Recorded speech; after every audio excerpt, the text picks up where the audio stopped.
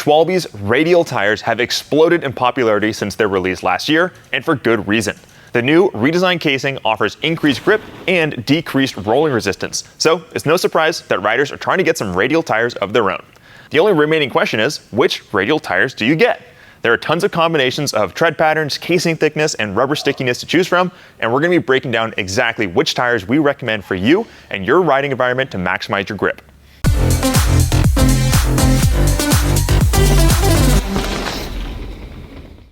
I'm Tor with the Losco, and with all the meticulous engineering that goes into your rear suspension design or the big brakes that you just installed, it's super easy to forget that your bike's contact with the trail is limited to the relatively small contact patch of your tires on the dirt. That contact patch is smaller than your footprint, and tire companies are aiming to be as efficient as possible with that tiny footprint. I'm sure you've got that one friend who picked up a set of Radial tires, and now they can't stop talking about how much better they are than normal tires, but what's actually going on inside of these tires that makes them so much better? I mean, they look like pretty normal tires, so let's quickly explain how Radial tires are different from a bias-ply tire and what those words even mean. All tires are made up of stacked layers of rubber, and those layers of rubber are made up of rubber threads that are woven together to make a layer of rubber. These threads run across a tire from one end of the bead to the other, crisscrossing over other threads over and over to build the structure of a tire. In normal tires, those threads are arranged so that they leave the bead at a 45-degree angle, which gives them the strongest 90-degree connection possible when they're crisscrossing each other. That style of 90-degree crossings is called a bias-ply tire, which has been the standard of mountain bike tires forever until now. Schwalbe has changed that angle that the threads leave the bead, and now they don't cross each other at a perfect 90-degree angle, and they've got a new, somewhat secret angle that has slightly less strength than the typical orientation, which allows Radial tires to be more compliant than standard tires.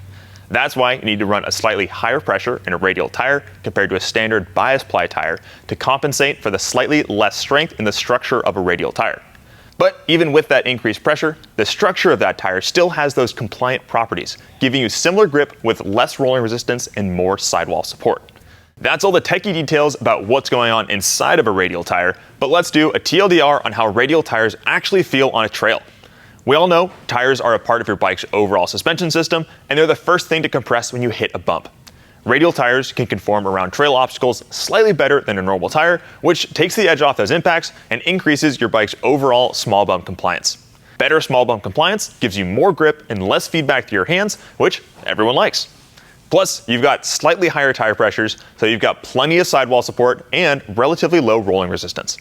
Simply put, Radial tires feel noticeably different from other non-Radial tires, offering a very unique ride characteristic in how they conform around roots and rocks. In a sea of new mountain bike product releases where differences in ride feel are subtle and hard to notice for many riders, Schwalbe Radial tires actually make a legitimately noticeable difference in how your bike feels and are definitely worth trying out for your next set of tires. Knowing all of that, you want to get your very own set of Radial tires. So let's explain your options and help you figure out exactly which tires are right for you. Before we get into the nitty-gritty of all the specs and all the options that you have when you're choosing your tires, I want you to know that we carry all of these tires at thelostco.com. So once we help you figure out exactly what you need, you know where to find them. The 4 variables that you need to consider are width, rubber compound, casing thickness, and tread pattern. Each of the choices are going to influence exactly how the tire performs, and so we're going to go over all of your options and explain how your choice influences a tire's performance. Tread patterns are up first, and Schwalbe is offering a total of 4 different tread patterns in a Radial casing at the time of filming this video. I would be surprised if the Radial tire catalog doesn't expand in the future, but for now, there is a somewhat limited number of tread patterns available, and they're all gravity oriented. So if you are an enduro or downhill rider, you're going to like your options. 12 years ago, Schwalbe introduced the Magic Mary at the start of the 2013 Downhill World Cup season, and it was Stevie Smith's tire of choice when he took the overall that year. That was 12 years ago, and the Magic Mary tread pattern hasn't changed at all since then. There aren't many mountain bike products that have remained unchanged for that long, but it ain't broke, so Schwalbe ain't fixing it. All tires may be round, but the Magic Mary might be the most well-rounded gravity tire out there, and it's pretty much never the wrong tire for the job. There's a reason that you see this tire everywhere all year round, and that's because it's the jack of all trades. But if I did have to pick a perfect scenario for the Magic Mary, it's the Pacific Northwest shoulder season, aka right now. It's got tall, widely spaced knobs that do a great job of clearing mud, as well as penetrating any kind of loose or wet dirt. It's also got the occasional transition knob between the center and the side knobs, which gives predictable cornering grip when you're getting it leaned over to the side knobs. Tires without any transition knobs can have a bit of a floaty zone without a ton of grip between the center knobs and the side knobs, but the Magic Mary does not have that issue. Once you get it leaned over, the side knobs are well supported, and this tire is one of the best in loose flat corner scenarios. For whatever reason, loose flat corners seem to be a theme at the bottom of any downhill racetrack, and the Magic Mary has your back in that scenario. Those relatively tall knobs also do well in deep, dusty conditions, where you need to penetrate through the dust to the real hard dirt below the surface. But if the dust is that deep, then it's probably bike park season, and the rare scenario where the Magic Mary can get overwhelmed is in high-speed, hard-packed trails that you'll often find at the bike park. Think of A-Line in Whistler or Blue Ribbon here in Bellingham. Those taller knobs can get squirmy when the pace is high and the dirt is hard, making for a vague feeling that is not confidence-inspiring. Personally, I run the Magic Mary in both the front and the rear, but I think it's more of a front tire than a rear tire. It doesn't have the best-in-class straight-line braking characteristics, but I do really like how a rear Magic Mary can turn and brake at the same time, and I feel like it digs in more before stepping out than some other tires. Overall, this might be the perfect year-round tread pattern here in the P&W, and now we're going to move on to another tread pattern that you could leave on year-round if you live somewhere a little bit drier. With significantly less history than the Magic Mary, the Albert is a new name in the Schwalbe lineup. While it is lacking the alliteration that Schwalbe has become synonymous with, the Albert has quickly established itself as a favorite for riders in drier climates. It's got shorter and more tightly packed knobs than the Magic Mary that are perfect for high-speed, hard-packed trails where it's all about getting as much rubber on the dirt as possible rather than digging your knobs deep into the dirt. The Albert launched alongside the Radial casing last year and served as a lot of riders' first experience with the Radial tire. It feels like it was designed specifically to highlight the strengths of a Radial casing and does a great job of getting tons of rubber on the ground, delivering a ton of grip. Down the middle of the tire, it's got a 2-3-2-3 pattern with lots of transition knobs to make it an incredibly predictable front tire. Notably, the Maxxis Assegai has the same knob layout, but it's got larger and more aggressive knobs than the Schwalbe Albert. The Assegai is known for its predictability, and the Albert has a lot of those same characteristics, but it's in a slightly faster rolling package with a very similar amount of grip. If you live in Southern California or Texas or the greater Southwest where it's pretty much dry hardpack all year round, then the Albert is a great choice for a year-round tire. Much like the Magic Mary, the Albert is designed to be a front tire, but you can definitely run it in the rear as well. The Radial casing really increases a tire's braking grip, as the tread is slightly more willing to conform and grab onto everything that you're skidding into, which does a great job of slowing you down. I'm not saying that's the best rear tire out there, but it's got more braking traction than I would expect and is overall a very fast rolling tire that does work well in the rear. But if it's raining and the trails are muddy, then the Albert is susceptible to packing up with mud and losing a lot of its potential grip. For fair weather riders that aren't interested in a ride that involves a rain jacket or some brisker gloves, then the Albert is a great choice that finds a pretty sweet balance between grip and rolling speed on a wide variety of trails. Now that we've looked at a couple of very well-rounded tires, let's check out a couple of specialists. These are the Shreddas, and they look like they could have been pulled straight off a Yamaha YZ250. The Shredda front and the Shredda rear have the largest and most spaced out knobs of all the Radial tires, and definitely take some inspiration from the Dirty Dan, Schwalbe's dedicated mud tire. The Shreddas are your best option in super gnarly weather conditions where you're probably not interested in riding your bike anyways, or on super fresh hand-built trails that still have some loamy dirt on top. But realistically, those are not common riding scenarios for most people, and I would not recommend the Shreddas if your trails are not completely soaking wet or were not built within the last 10 business days. On any hard-packed trails, these tall and widely spaced knobs are going to fold like a house of cards. But if you're a downhill racer and you're going to be racing rain or shine, then it might be a good idea to have a set of these just in case you need to put down a race run during a biblical storm. Between the two Shreddas, the Shredda front is more aggressive and is purely focused on digging its knobs deep into the dirt. That's how it generates grip, and the Shredda front will not work as intended if your knobs are sitting on top of the dirt rather than digging into the dirt. The Shredda rear is slightly less aggressive and has very wide, flat braking surfaces that will do an excellent job of slowing you down in loose terrain. There are some trails that are so steep that even when you're braking as hard as you can, you're still accelerating. And this pseudo paddle tire setup is going to give you a better chance at controlling your speed in those scenarios as long as you're in some nice loose dirt. Even though they're called the Shredda front and the Shredda rear, you can definitely mix it up and run the front in the rear or vice versa. I think the Shredda rear is the more versatile tire of the two, with some transition knobs that could make it a viable front tire. Maybe running the Shredda rear in the front and a Magic Mary in the rear could be a good middle ground during the wet months. Another consideration with the Shreddas is the weight and rolling resistance. I'm no scientist and this is not a lab, but I think the Shreddas probably have the most rolling resistance of any mountain bike tire out there, and they are noticeably heavier than other Schwalbe tires. If you're on an e-bike, that might not matter to you at all, and I think the Shreddas are pretty much e-bike or shuttle specific tires. It's going to feel like you're dragging an anchor on a steep climb on a normal bike with the Shreddas, so if you're a glutton for punishment, that might actually be a positive, I guess. So that covers all of your current Schwalbe radial tread pattern options, and you probably noticed that none of them are optimized around rear tire use. Well, the Shredda rear technically is, but like I said, that tire's not for everyone. Schwalbe definitely has some great rear tires like the Taki Chan and the Big Betty, but they don't currently make any of them in a radial casing. I would be surprised if those tires don't get the radial treatment at some point, or maybe Schwalbe will cook up some brand new rear specific tread patterns with a radial casing. Next up, we'll look at the rubber that makes up each of those tread patterns. Rubber compound has a huge effect on a tire's performance as well as its longevity, and Schwalbe currently only offers 2 rubber compounds for their radial tires. Because all radial tires are currently gravity oriented, so are the rubber compounds. You get to choose between soft and ultra soft, which are the 2 grippiest rubbers Schwalbe offers. The soft rubber gets the orange stripe, while the ultra soft gets the purple stripe, and the differences between them are exactly what you'd expect. The ultra soft rubber will offer more grip than the soft rubber at the expense of increased rolling resistance and faster wear.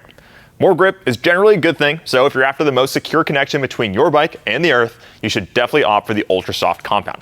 But if you're looking for a tire that lasts a little bit longer and has less rolling resistance, but is still very grippy, then the soft rubber is exactly that. As a comparison, Schwalbe's ultra soft rubber is very comparable to Max Grip from Maxxis, and Schwalbe's soft rubber is somewhere between Max Grip and Max Terra. A very common choice with Schwalbe rubber is running an ultra soft tire in the front paired with a soft tire in the rear. That gives all-out grip in the front and a blend of grip, longer wear life, and less rolling resistance in the rear. Rear tires definitely get abused by skidding and shropping way more than front tires, which will absolutely destroy ultra soft rubber. Plus, I feel like when I'm pedaling up the hill, most of my weight is on the rear tire, so a slightly harder rear tire means less rolling resistance and you get to the top just a little bit quicker. During our winter months, when the dirt is soft and the roots are scary, I always choose ultra soft rubber both front and rear. Because the dirt's so soft, you won't really wear through the tires quickly, so you'll get all the extra grip without wearing through your tires super fast. Plus, I really notice a difference in grip on slick roots, with the ultra soft rubber sticking rather than sliding a little bit more often than Schwalbe's soft rubber. Wet roots are my #1 enemy when it's raining, so anything I can do to get an advantage in that scenario is a huge plus for me. Yes, all of the casings do use a radial construction, but you can still choose how burly that radial casing is. Schwalbe is giving us 2 options, and those are Trail Pro and Gravity Pro. Again, the naming lines up with the intended use. Trail Pro is a lighter duty casing for trail riding, while Gravity Pro is a heavy duty casing for gravity riding. The Trail Pro casing is a bit lighter, and you'll have to run higher pressures to keep from getting pinch flats or rolling your tire into corners. The Gravity Pro casing is about 200 grams heavier, and you can run lower pressures and get more grip with a lower risk of pinch flats or burping your tires. I've found that the Trail Pro casing fits somewhere between an XO Plus and a double down Maxxis casing in terms of flat protection, and the Gravity Pro casing is similar to a DH casing for Maxxis. In a gravity scenario, the Gravity Pro is a higher performance casing and will give you more grip and an overall more controlled ride. Tires are a part of your bike's overall suspension, and heavy-duty casing tires are like adding compression damping to your tire's travel. If you're riding any bike park or any double black trails, then I definitely recommend a Gravity Pro casing in the rear and either a Trail Pro or a Gravity Pro casing in the front. But if you're on a lighter duty trail bike and not looking for the gnarliest tracks or shuttling on the weekends, then the Trail Pro casings front and rear are going to be more efficient and still give you plenty of performance. The weight difference between them is about half a pound per tire, so you can add or remove a whole pound to your bike's weight with just your casing choice. Personally, I've got the Gravity Pro front rear on my downhill race bike, where I'm looking for all-out grip and performance. On the stump jumper that we built up last year, we spec'd it with the Gravity Pro in the rear and the Trail Pro in the front. That really matched that bike's personality of a mix of pedal ability with still some impressive downhill performance. One last thing that I want to quickly talk about is the width of the tire. Schwalbe only offers one width for 3 of the 4 radial tires right now, so you don't really get a choice there. But the Gravity Pro Albert does come in 2 width options. Now, those widths are almost identical. They're 2.5 and 2.6 inches, so there's not going to be a huge difference in performance between those 2 tires. This is definitely the least important decision when it comes to speccing your own radial tires, but I do have to mention it. In general, a wider tire is going to have slightly more volume, so you can get away with a slightly lower pressure with about the same risk of punctures. But a wider tire is also a little more prone to rolling in a corner, so you may need to go slightly up in pressures. But these differences are super marginal when we're talking about 0.1 of an inch difference, so don't worry about it too much. I would generally recommend getting the 2.5-inch Albert for the vast majority of riders, because it's just going to be a slightly more precise tire with a little bit less balloony of a feel under you. Okay, now we can sit here and go through a million different scenarios and recommend the perfect tires for every single trail system in the whole world, but we don't have all day, so we're going to go a little bit more general here. You've probably ridden a few different tires before, and you've got a pretty good idea about what you do like and what you don't like in a tire, but we're going to give some good baseline recommendations if you're really not sure where to start with your first set of radial tires. If you're generally riding dry trails, then you should opt for the Albert tread pattern front and rear. It does a great job of getting tons of rubber down on dry hardpack trails, and it's also a pretty efficient climber. If you're riding looser trails, whether they're wet or deep and dusty or super fresh, then the Magic Mary is going to give you more grip than the Albert. The Magic Mary is all about getting its knobs in the dirt, while the Albert excels in putting its knobs on top of the dirt. For rubber compounds, get the Ultra Soft for the front tire and get the Soft for the rear tire. That way, you've got as much grip as possible in your front tire with a nice blend of slow wear, lower rolling resistance, and still plenty of grip from your rear tire. But if you're racing downhill or enduro, or it's the middle of winter and every ride is super duper wet, then you should go for Ultra Soft front and rear.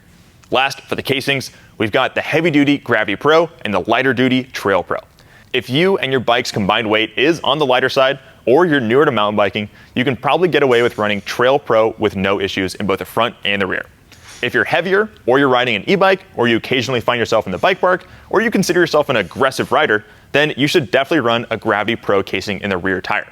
In the front tire, if you're on an e-bike, or you're shuttling, or you're always in the bike park, then you should run a Gravity Pro in the front as well. Or if you're just going for a chill trail ride with normal pedal bike, then a Trail Pro in the front with a Gravity Pro in the rear is going to be great for you.